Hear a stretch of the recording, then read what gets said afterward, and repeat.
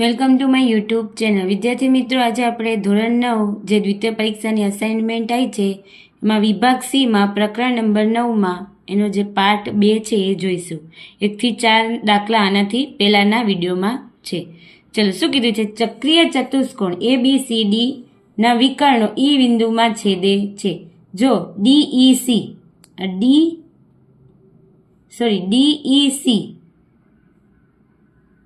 DBC હશે. DEC નથી, ક્યાં શું છે?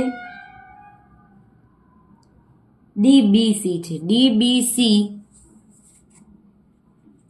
DBC કેટલાનું છે? 70. BAC કેટલાનો છે? 30. તો આપણે BCD એટલે આ ખૂણો શોધવાનો છે. તો પહેલા તો જોઈએ, આપણે ખબર છે, જુઓ BDC લખીએ. ખૂણો BDC બરાબર ખૂણો BAC થાય. કયો ખૂણો? જો આ BDC એટલે આ ખૂણો BDC બરાબર શું થાય? BAC. કેમ? એક જ વૃત્તખંડના ખૂણા.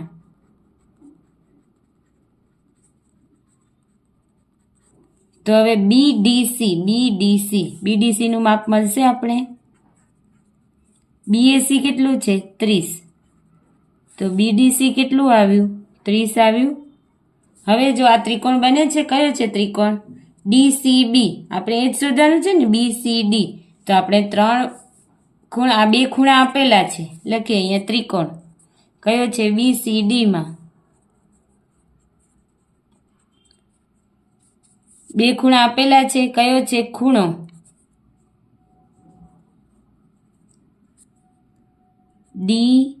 DBC વત્તા ખૂણો BCD વત્તા ખૂણો BDC. એટલે હવે જો DBC કેટલું છે? આપણે આપેલું છે DBC કેટલું છે? 70. BCD આ BCD તો આપણે શોધવાનું છે. ખૂણો BCD પ્લસ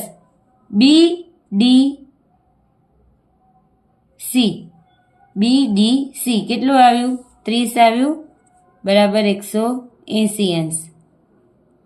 એટલે આ કરીએ આપણે તો 100 BCD બરાબર 180 માઇનસ 100 એટલે BCD નું માપ કેટલું આવ્યું આપણી જોડે? 80 અંશ. ખૂણો BCD બરાબર 80 અંશ. 100 થઈ ગયું.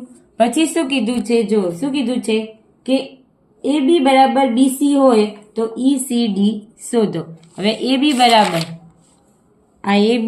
બરાબર શું કીધું? BC. તો આપણે ECD શોધવાનું છે. તો હવે જો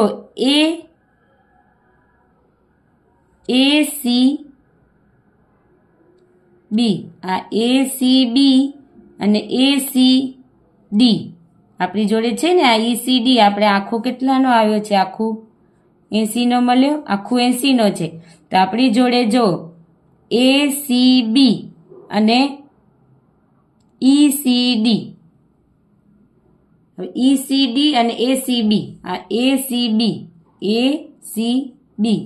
લખીએ અહીંયા. ACB વત્તા ખૂણો ECD બરાબર 80. આખો ખૂણો 80 નો છે. હવે ACB આ બી કેટલાનો થાય? 30 નો થાય. કેમ? એક જ વૃત્તખંડમાં છે. આ ACB તો લખીએ ACB બરાબર 30 વત્તા ECD બરાબર 80. તો શું આવશે? ECD બરાબર 80 માઇનસ 30. તો શું આવશે? ECD બરાબર 50 અંશ આવશે જવાબ.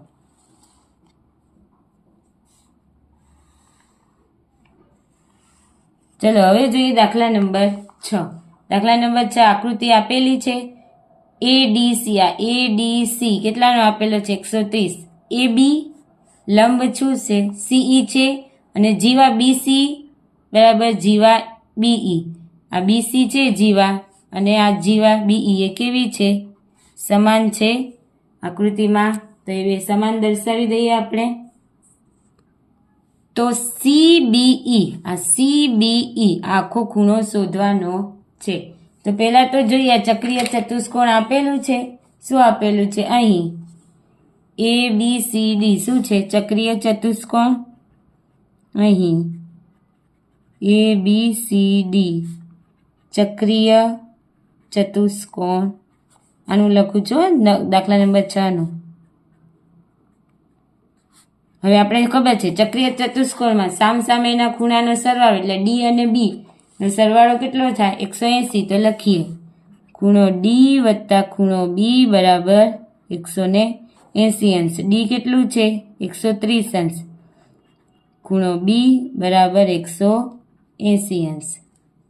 તો આપણે લખીએ B બરાબર 180 માઇનસ 130. તો કેટલું આવશે? B બરાબર 50 અંશ. હવે આને લખવું હોય તો આનું આપણે નામ લખી શકીએ ABC.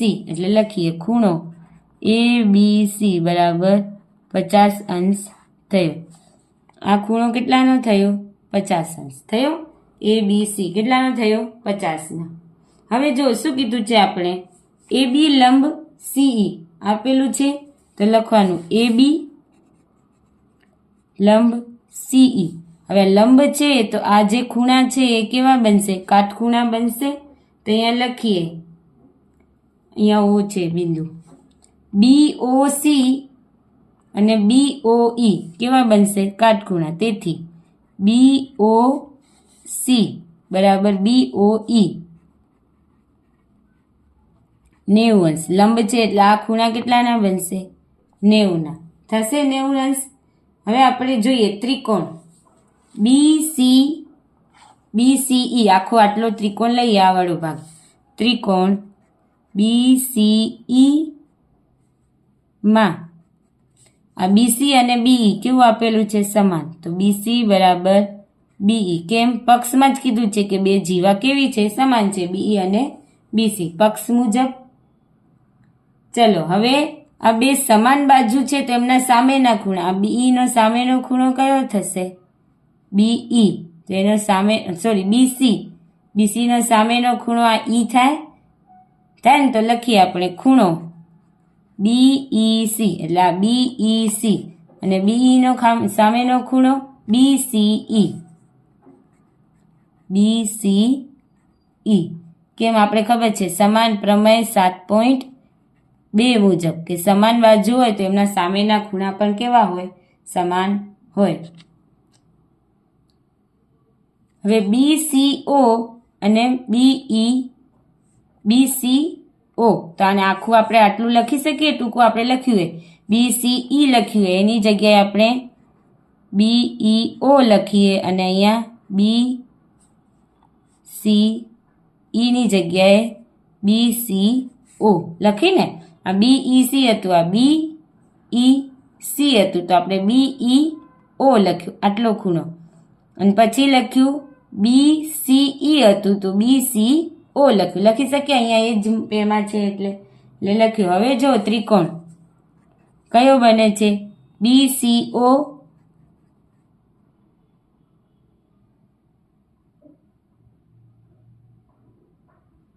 BC અથવા BOE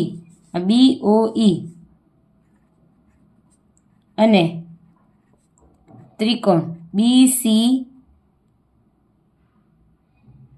માં BOE અને BCO માટે આ બે ત્રિકોણ છે.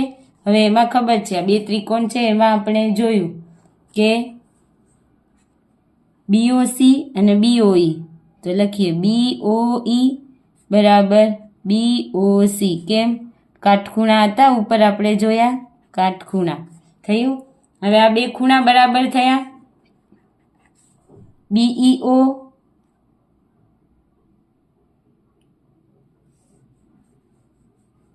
તો લખીએ બીજું BEO બરાબર ખૂણો BCO. પરિણામ 1 પરથી. અને બે બાજુ કઈ છે ત્રિકોણમાં? OB બાજુ સામાન્ય છે, તો OB બરાબર OB. કેમ? સામાન્ય બાજુ. તેથી ત્રિકોણ BOE એકરૂપ. ત્રિકોણ BCO કયું? જો ખૂણો ખૂણો અને બાજુ કયું છે? જો BOE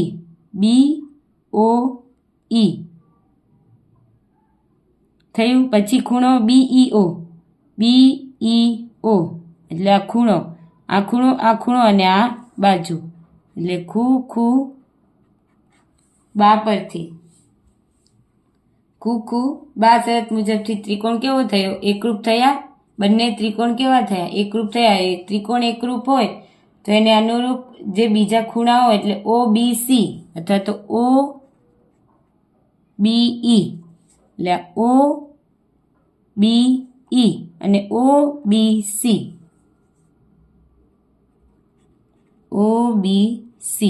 આ OBE અને OBC આ ખૂણો અને આ ખૂણો તો કેવો થશે? CPCT મુજબ. હવે જો આપણે ઉપર ખૂણો શોધ્યો તો કયો? ABC. આ ABC હતું તો OBC એ પણ કેટલો થાય? 50 થાય. તો અહીંયા લખીએ OBE બરાબર OBC. કેમ? 50 અંશ. કેમ? ABC બરાબર કેટલું હતો? 50 અંશ હશો ને? તો લખીએ OBE બરાબર 50 અંશ થયો. હવે આખો ખૂણો છે કયો છે? ખૂણો CBO. બે ખૂણાથી બને છે. કયો છે? CBE. આ CBE કયા બે ખૂણાથી બને છે? એક તો OBC. તો લખીએ ખૂણો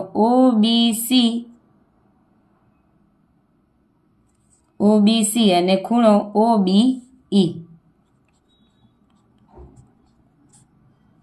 OBE નું માપ કેટલું છે? 50 અંશ. OBC એટલે આ ABC નું જ થયું ને? OBC એટલે 50 અંશ. એટલે આ ખૂણો આપણે કયો? CBE કેટલાનો આવ્યો? 100 અંશનો આવ્યો. કેટલાનો આવ્યો? 100 અંશનો આવ્યો. ચલો હવે જોઈએ દાખલા નંબર 7. શું કીધું? જો સમલંબ ચતુષ્કોણની સમાંતર ન હોય તેવી બાજુઓ સમાન હોય તો સાબિત કરો કે તે ચક્રીય છે. હવે અહીંયા તો જોઈએ પક્ષમાં શું આપેલું છે? પક્ષ સમલંબ ચતુષ્કોણની સમાંતર ન હોય. હવે આ જો BC અને AD એ કઈ બાજુ થાય? સમાંતર બાજુ થાય. હમણાં અહીં કાઢી દો. આ BC અને AD એ કેવી છે? સમાંતર બાજુ. હવે તમને કીધું છે સમાંતર ન હોય તેવી બાજુ હોય તો સમાંતર ન હોય તેવી બાજુ કઈ મળી? AB બરાબર DC. હવે સાધ્યમાં શું છે કે તે ચક્રીય હોય તો આપણે ખૂણો A અને ખૂણો C એ બેનું માપ કેટલું હોય? 180 અંશ. સાબિતીમાં જોઈએ અહીંયા આપણે BC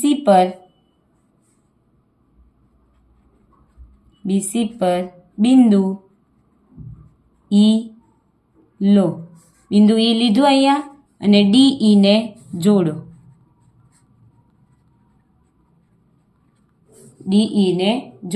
તો જોડી દીધું. તો જો હવે આ જો આ ABED આ સમાંતર બાજુ ચતુષ્કોણ બને છે. લખીએ અહીંયા ABED સમાંતર બાજુ ચતુષ્કોણ છે.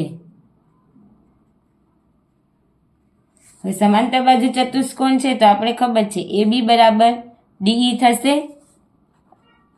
AB બરાબર DE અને પક્ષમાં આપણે ખબર છે AB બરાબર DC 1 અને 2. તો લખીએ પરિણામ 1 અને 2 પરથી શું લખી શકાય? DC બરાબર DE. તો DC અને આ DE એ પણ કેવું છે? બરાબર છે. હવે જો અહીંયા ખૂણો 1 અહીંયા ખૂણો 2. હવે આપણે ખબર છે સમાંતર બાજુ ચતુષ્કોણના સામસામેના ખૂણા પણ કેવા હોય? સમાન હોય. તો લખીએ અહીંયા ખૂણો 1 બરાબર ખૂણો 2. પરિણામ નંબર 4 થાય ને? ખૂણો 1 બરાબર ખૂણો 2 કેમ સમાંતર બાજુ ચતુષ્કોણની જેમ સામસામેની બાજુ સમાન હોય એમ સામસામેના ખૂણા પણ કેવા હોય? સમાન હોય. હવે આને ખૂણા નંબર 3 આપીએ અને અહીંયા ખૂણા નંબર 4 આપીએ. એટલું મળ્યું. હવે જોવાનું ત્રિકોણ. જો ત્રિકોણ કયો બને છે? DEC માં. તો ત્રિકોણ DEC માટે હવે આપણે ખબર છે DE બરાબર DC છે. કેમ? પરિણામ 3 પરથી. તો સમાન બાજુ છે તો એના સામેના ખૂણા. હવે આ DE છે એનો સામેનો ખૂણો C અને DC છે એનો સામેનો ખૂણો E. આપણે આ C ને શું નામ આપ્યું છે? ખૂણો 4 અને E ને શું નામ આપ્યું છે? ખૂણો 3 આપ્યું છે ને આ વાળું, એટલે ખૂણો 3. તો ખૂણો 4 અને ખૂણો 3 બી કેવા છે? સમાન છે. અને આપીએ પરિણામ નંબર 5. હવે જો ખૂણો 2 અને ખૂણો 3, જે ખૂણો 2 અને ખૂણો 3 છે અહીંયા એ શું બને છે? રેખિક જોડની ખૂણો બને છે. તો લખીએ ખૂણો 2 વત્તા ખૂણો 3 બરાબર 180 અંશ. કેમ? રૈખિક જોડના ખૂણા.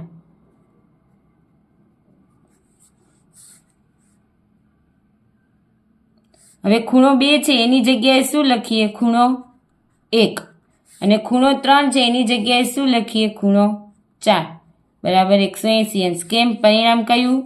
પરિણામ 4 અને 5 પરથી થાય ને. જો આ ખૂણો 2 હતો તો ખૂણો 2 આપણે અહીંયા 4 માં ખૂણો 1 લખી શકીએ અને ખૂણો 3 છે તો એની જગ્યાએ આપણે ખૂણો 4 લખી શકીએ. તો આપણે આ સાબિત કરવાનું હતું. ખૂણો 1 અને ખૂણો 4 180 ના થાય, જે સાબિત થાય છે.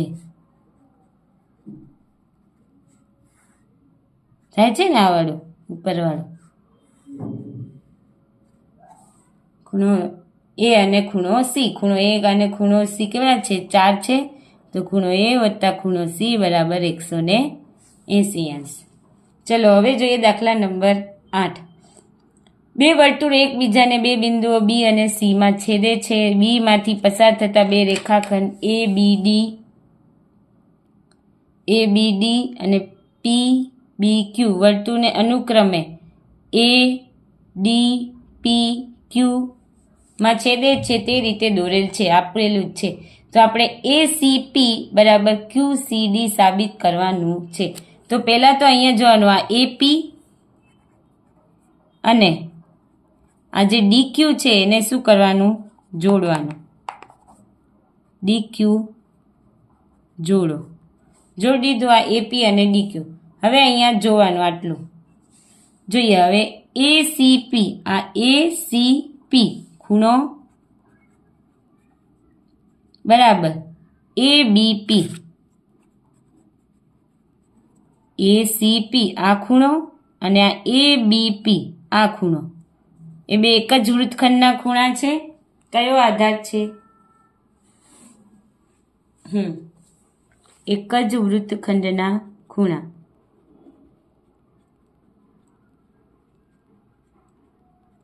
પરિણામ નંબર 1.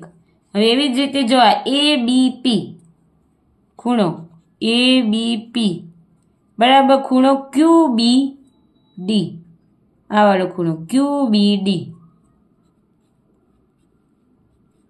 કેમ? અભિકોણ એટલે સામસામેના ખૂણા થયા અભિકોણ. પરિણામ નંબર 2. જો ACP અને ABP એ બંને કેવા છે? એક જ વૃત્તખંડના ખૂણા.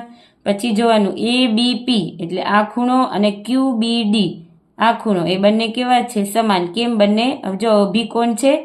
હવે એવી જ રીતે QBD ખૂણો QBD બરાબર QCD આ વાળો ખૂણો QCD. કેમ? એ બી એક જ વૃત્તખંડના ખૂણા. પરિણામ નંબર 3.